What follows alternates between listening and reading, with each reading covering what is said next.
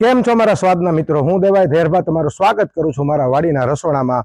અને મિત્રો, આજે આપણે એક એવી વાનગી બનાવવા જઈ રહ્યા છીએ જે આપણા હિન્દુ ધર્મમાં કોઈ પણ સારા કામની શરૂઆત કરતા પહેલા આપણા ઘરમાં એ વાનગી રંધાય છે મિત્રો. ચાહે એ લગ્ન હોય, ચાહે આપણા મકાનનું વાસ્તુ હોય, કે ચાહે આપણે ખેડૂત છે એ વાવણી કરવા જતો હોય, ત્યારે આપણે આ વાનગી ઘરમાં આપણી સ્ત્રીઓ બનાવે છે. અને ખાસ કરીને આ વાનગી જેને આવડતી હશે ને, જે સ્ત્રીને, એ સ્ત્રી ને આપણે રસોઈની રાણી કહી શકીએ. એટલી અટપટી છે. આમ સિમ્પલ છે અને આમ અટપટી છે. માત્ર 2-3 ઇન્ગ્રીડિયન્ટ્સથી બનતી આ વાનગી, અને યુટ્યુબના ઇતિહાસમાં લગભગ પહેલી વાર કોઈ ઓથેન્ટિક તરીકાથી આ વાનગી બનાવતું હશે. તો ખાસ કરી અને બહેનોને હું વિનંતી કરું છું કે આ મારો વિડીયો છે એ પૂરેપૂરો જોવે. અને જો આ વાનગી તમારે આવી જ રીતના ઘરે બનાવવી હોય તો પૂરેપૂરો વિડીયો જોજો અને એના સ્ટેપને ફોલો કરજો. તો મિત્રો, આજે આપણે છૂટી લાપસી બનાવીશું. છૂટી લાપસી એ ઘઉંના જાડા ભેડકામાંથી અને ગોળમાંથી બને છે. આ બે જ વસ્તુથી બને છે અને એકદમ બનાવવી સરળ છે, પણ એમાં સમય અને પ્રમાણમાપ છે એ ખાસ મહત્વનું છે. અને હું જે રીતના સ્ટેપ બતાવીશ એવી રીતના જો તમે ફોલો કરશો તો ચોક્કસ તમે છૂટી લાપસી એવી જ ઘરે બનાવી શકશો. અને છૂટી લાપસીની સાથે એક ખૂબ જ સારું કોમ્બિનેશન મગની દાળનું છે. તો આપણે બિલકુલ દેશી તરીકાથી એવી મગની દાળ પણ બનાવીશું. તો ચાલો મિત્રો, આપણે આપણી જે છૂટી લાપસી અને દાળ બનાવવાની શરૂઆત કરીએ.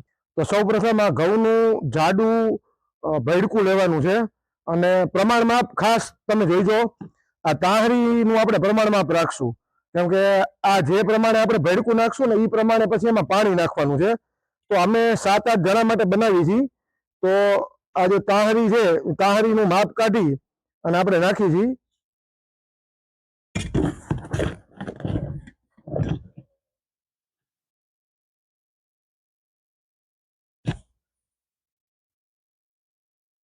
અઢી પોણા 3 તાહરી જેટલું આ ભેડકું આપણે લીધું છે. હવે જ્યારે આપણે લાપસીનું આંધણ મૂકીને તો એ પાણી છે એ આપણે અઢી તાહરી ભરી અને પાણી આપણે નાખવાનું છે. અંદાજિત આ 1 પાલી જેટલું ભેડકું છે, એટલે 1 પાલી ભેડકું હોય એમાં આપણે 600 ગ્રામ ગોળ નાખવાનો હોય છે. એટલે એ પ્રમાણે કરવાનું. હવે ખાસ આમાં મણ જે દેવાનું છે, મણ છે એ આમાં ખૂબ જ વધારે મણ આપવાનું છે. વધારે મણ એટલે તમે જુઓ, હું મણ આપું છું તેવું મણ આપવાનું હોય છે.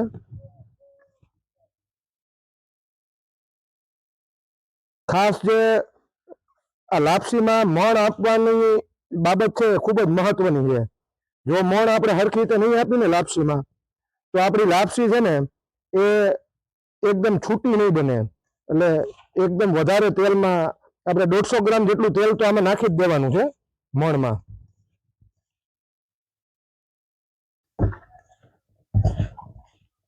જો મિત્રો, હવે આ પીંડિયું વરવા માંડ્યું છે, એમ જુઓ, જોયું? મણ વધારે હશે ને તો જ આપણી લાપસી છે ને છૂટી બનશે. જુઓ, તેલમાં બંધાઈ જવું જોઈએ.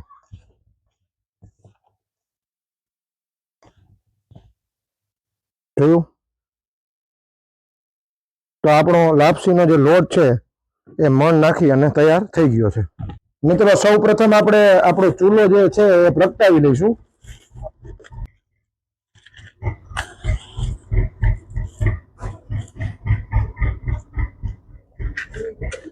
સરસ રીતે જો બરતું થઈ જાય છે.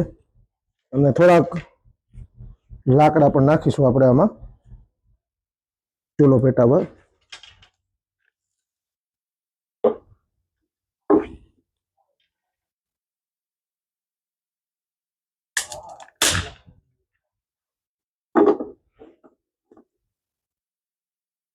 લાપસીનું આંધણ આપણે પાટિયામાં મૂકીશું. આપણે પોણા 3 તાહરી લોટ લીધો તો આ પોણા 3 તાહરી આપણે આમાં પાણી નાખીશું. આ પ્રમાણમાં છે ને ખાસ જાળવવાનું છે. આપણે જેટલો લોટ લ્યો એટલું જ પાણી આમાં નાખવાનું છે. મિત્રો, હવે આપણે જે આ 600 ગ્રામ જેટલો ગોળ લીધો છે એ આ પાણીમાં આપણે ગોળ નાખી દઈ અને આ ગોળવાળા પાણીને આપણે ઉકળવા દેવાનું. મિત્રો, ખાસ ધ્યાન રાખજો, આમાં ગોળ છે ને એ આપણે ઓલો દરિયાનો નથી લેવાનો, દેશી ડબ્બાનો ગોળ લેવાનો છે. ઘણા છે ને એ ઓલો સફેદ ગોળ લઈ આવે છે, એનાથી છે ને લાપસી બરોબર સારી નથી બનતી. આ છે એટલે આપણે દેશી ગોળનો જ ઉપયોગ કરવાનો છે, આ ખાસ ધ્યાન રાખજો. અને તાપ છે એકદમ ધીમો રાખવાનો છે, એકદમ ધીમા તાપે જ આપણે આ બધું કામ કરવાનું છે. આમાં તાપ વધવો ન જોઈએ, એ ખાસ ધ્યાન રાખવાનું છે. બધું ધીમા તાપે હલાવવાનું છે. એમાં ગોળ અને પાણી બધું નાખી દીધું છે અને હવે આ પાણી ધીમે ધીમે ઉકળશે. પાણીને બરોબર ઉકાળવાનું છે. બરોબર પાણી ઉકળી જાય ધીમા તાપે પછી જે આપણે લાપસીનો જે લોટ છે મણ આપેલો, એ લોટ આમાં આપણે એડ કરીશું. મિત્રો જુઓ, હવે આપણે લાપસીનું જે આંધણ છે એ બરોબર ઉકળી ગયું છે અને એમાંથી ગોળની સુગંધ આવવા માંડી છે. અને જુઓ તમે, એકદમ પાણીએ ગોળનો કલર પણ પકડી લીધો છે. આપણું જે લાપસીનું આંધણ છે બરોબર ઉકળી ગયું છે ને હવે આપણે આમાં લોટ નાખી દઈશું.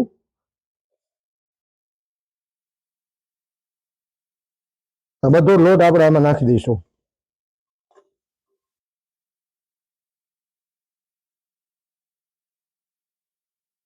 પછી આ જે લોટ નાખ્યા પછી આપણે હલાવવાનું નથી, એમાં છે ને આવા ખાડા કરવાના છે.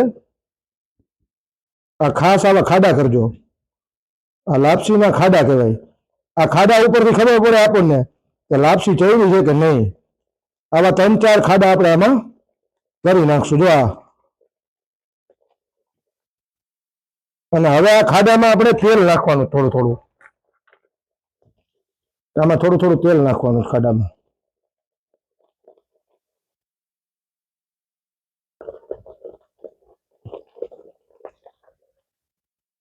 હવે ખાસ મિત્રો અહીંયા જોવાની વાત એ છે કે આ ખાડામાં પાણી આવવાનું બંધ થઈ જાય ને 10-15 મિનિટ જેવું થશે, આ ખાડામાંથી પાણી નીકળતું બંધ થશે અને પછી આપણી જે લાપસી છે એ એકદમ તૈયાર થઈ જશે મિત્રો.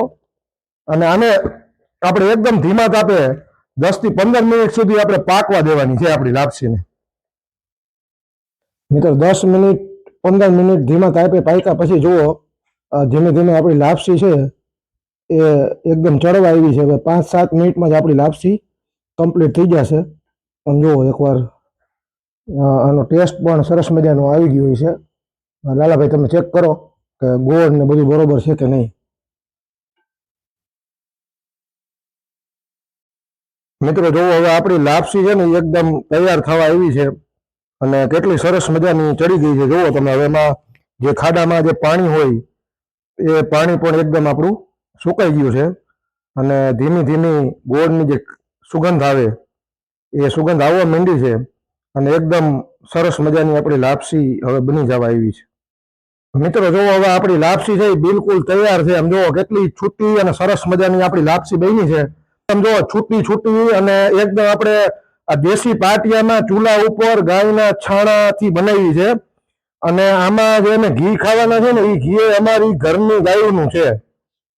લાપસી બની ગઈ છે ને હવે આપણે દાળ બનાવવાની તૈયારી કરી છે.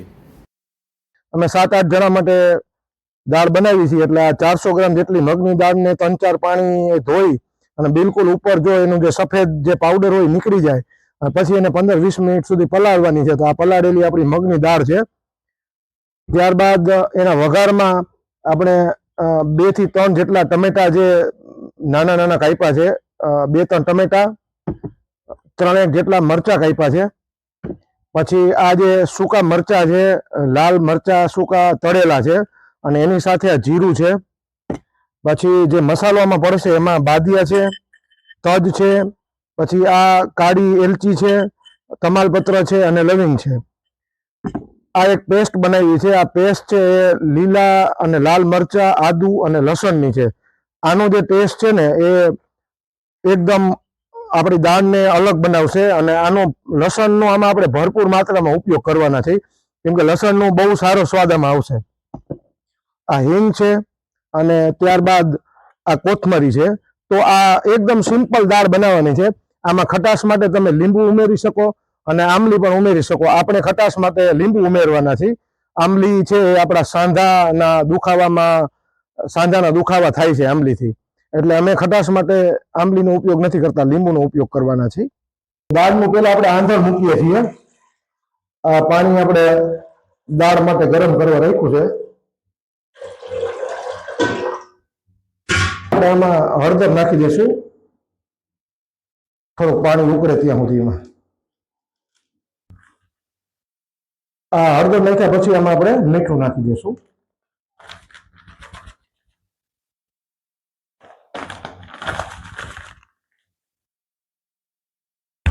ગરમ પાણીમાં આપણે દાળ નાખી દઈશું. અને એક વસ્તુનું ખાસ ધ્યાન રાખવાનું, આપણે દાળને છે ને બેસવા નથી દેવાની. એકવાર ઉપર આવી જાય ને ત્યાં સુધી ખાસ આપણે ધ્યાન રાખવાનું છે. હજી વધારે પાણી નાખશું થોડું.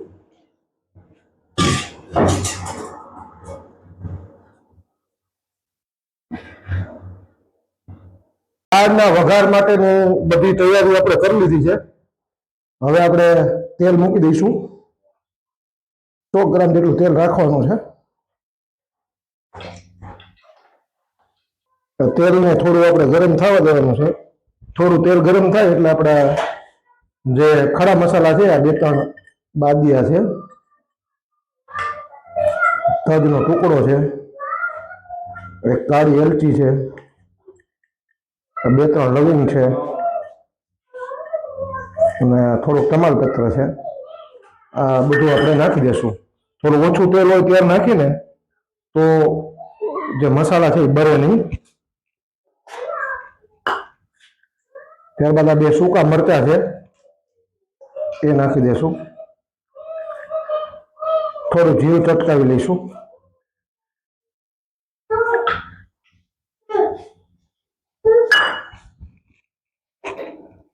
હવે થોડી રાઈ નાખીશું.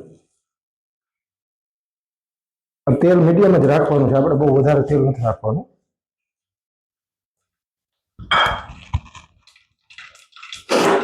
હવે આ મરચાની કટકી છે, 2 મરચાની કટકી નાખી દઈશું આપણે.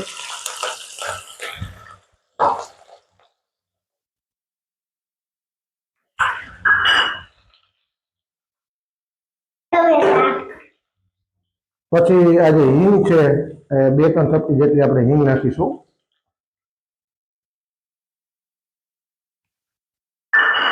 ત્યારબાદ આ ટમેટા નાખી દઈશું.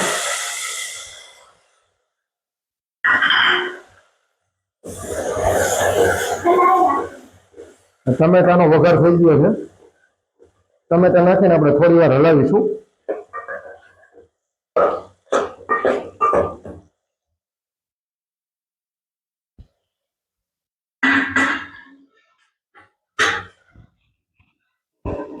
અને ત્યારબાદ આ આદુ, લીલા મરચા, લાલ મરચું, ધાણા જીરું, હળદર, મીઠું અને સારું એવું લસણ એની પેસ્ટ બનાવી છે. પેસ્ટ આપણે હવે આમાં નાખી દઈશું. અને આજ અમારી એ જીવાબેન આવ્યા છે. જીવાબેન જો, જીવાબેન અહીંયા શાક વઘારવા મારી મદદ કરવા આવ્યા છે, દાળના વઘાર કરવામાં. અને હવે આ લસણની ચટણીને આપણે મિક્સ કરી દઈશું. એમ આ બધું આપણે બરોબર મિક્સ કરવાનું છે અને ટમેટાને થોડુંક પકાવવાનું છે.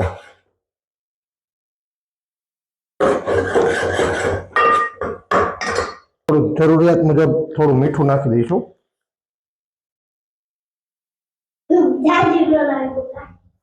આ ધાણા જીરું છે, થોડું ધાણા જીરું નાખી દઈશું. બરોબર પકાવી લઈશું. જો હવે થોડીક પાણીની જરૂર હોય એવું લાગે છે, થોડુંક પાણી આપણે આમાં નાખશું.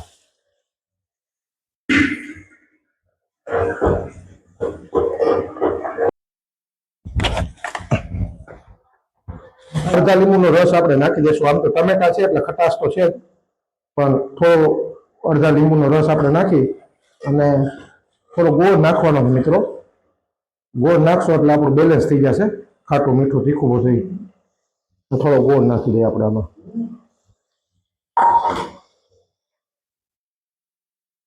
હવે આપણા વઘારને આપણે બરોબર પકાવવાનો છે મિત્રો. હવે આપણી જે દાળનો વઘાર છે લગભગ થઈ જવા આવ્યો છે. ટમેટા બરોબર પાકી ગયા છે, મરચા ટમેટા બધું. હવે આમાં આપણે થોડી દાળ નાખી દઈશું.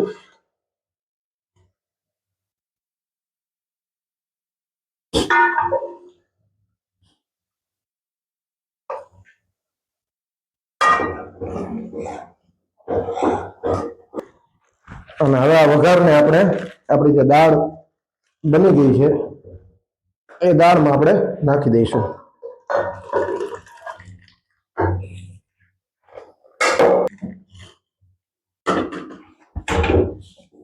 આપણી સરસ મજાની જે મગની દાળ છે, આમ જુઓ કેવો કલર આવ્યો છે. આ બહુ લાલ નથી કરવાની હોતી, આમાં લીલા મરચા અને એવું બધું વધારે રાખવાનું હોય છે.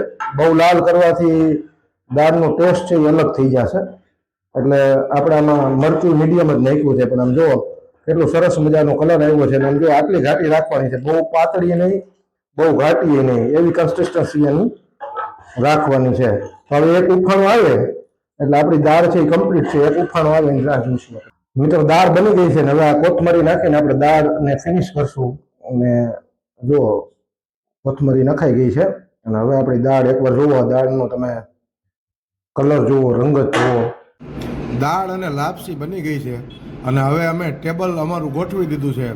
તો આવી જાવ બધાય, આપણે લાપસી અને દાળનો આનંદ માણીએ. મિત્રો આમ જો આ લાપસીમાં ઘી નાખ્યું છે અને ચોળી અને દાળ, આ દાળ છે જુઓ. આ દાળની સાથે એટલી બધી ખાવાની મજા આવે ને, આમ જુઓ તમે.